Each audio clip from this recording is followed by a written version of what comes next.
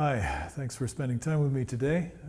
We're looking at number 74 in Max Pottag's Preparatory Melodies to Solo Work. This one is entitled March Hongroise, Hungarian March. And that's a style all unto itself. In order to prepare for this, I probably should have gone and listened to a few Hungarian marches, but I played a few over the years, so I'm just going to wing it and try and give you a stylistically appropriate rendition today. Here we go.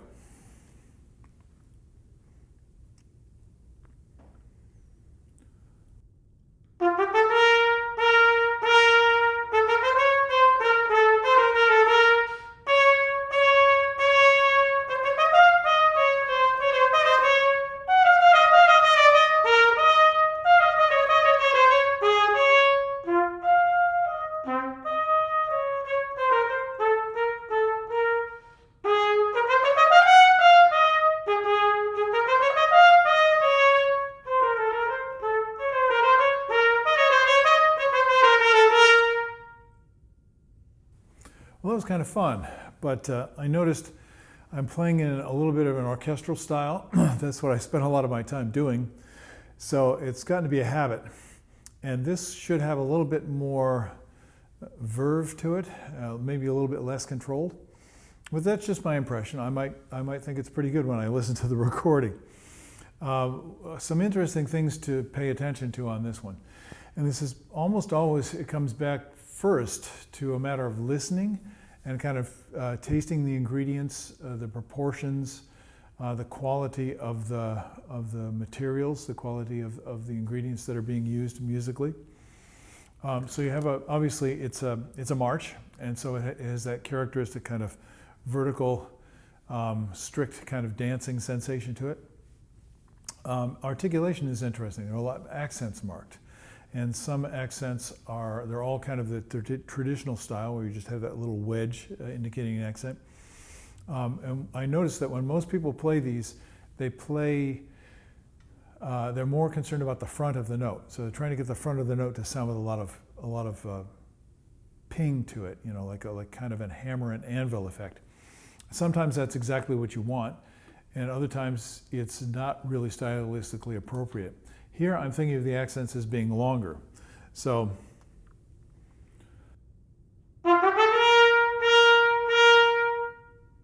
now I did that and I was almost not tonguing.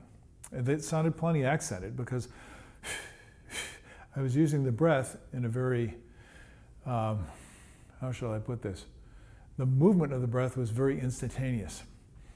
So I really didn't need to tongue. I could actually do that without using the tongue at all.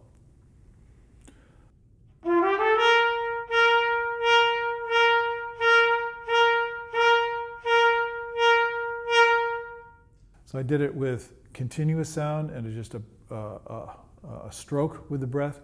Also stopping the air. Great way to practice. So if you're like most trumpet players, you're depending a lot on the skill of the tongue in order to secure the notes.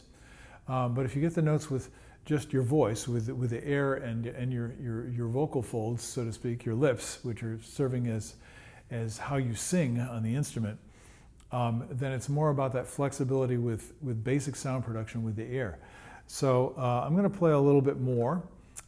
Next we have some staccato. So you have those accents, and I'm going to play it once again with just the way I did initially, with just so you can hear it's not just the front of the note, it's how much emphasis is into the note, what's the sense of the shape of the note. Now that sounds like a lot of detail. Well, that's because I'm using words to describe it, but you can hear it very easily if you know what to listen for.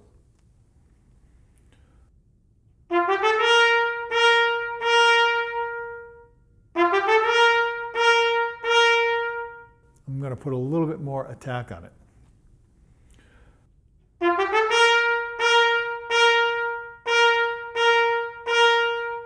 So I hope this comes across in the recording. I'm doing what I can for you.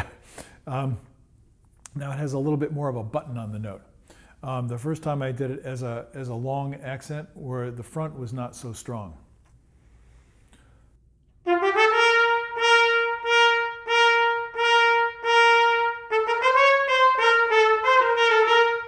Now we have groups of eighths accented, D, da, da, da, D, D, D.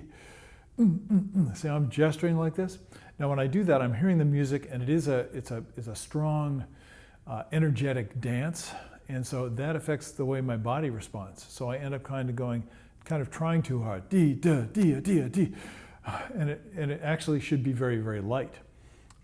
So I have to be careful not to try too hard physically in order to get the musical result. I need to separate what I hear from the music in my musical imagination from what my body is trying to do.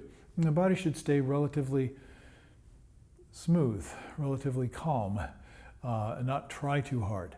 Otherwise, I start getting into trouble, chipping notes and being a little inaccurate. So I think that gives you an idea. You have your staccato notes.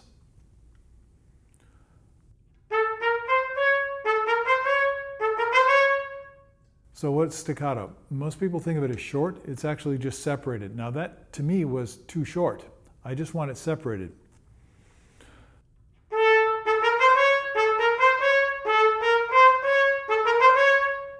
Now when I do that, I have more of a line.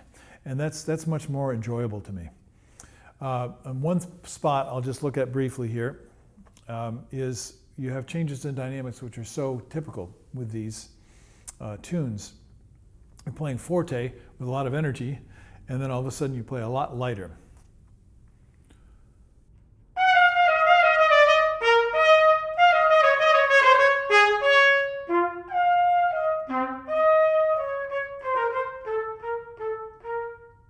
So that little spot for most players is going to be the most difficult spot in the piece because they're playing with a lot of, trumpet stuff. Da, da, da. So a lot of strength, a lot of energy, a lot of excitement in the sound. And then all of a sudden it gets a lot lighter. But you don't want to lose any of the quality of the sound. So a lot of time I'll just practice that as if I were singing it.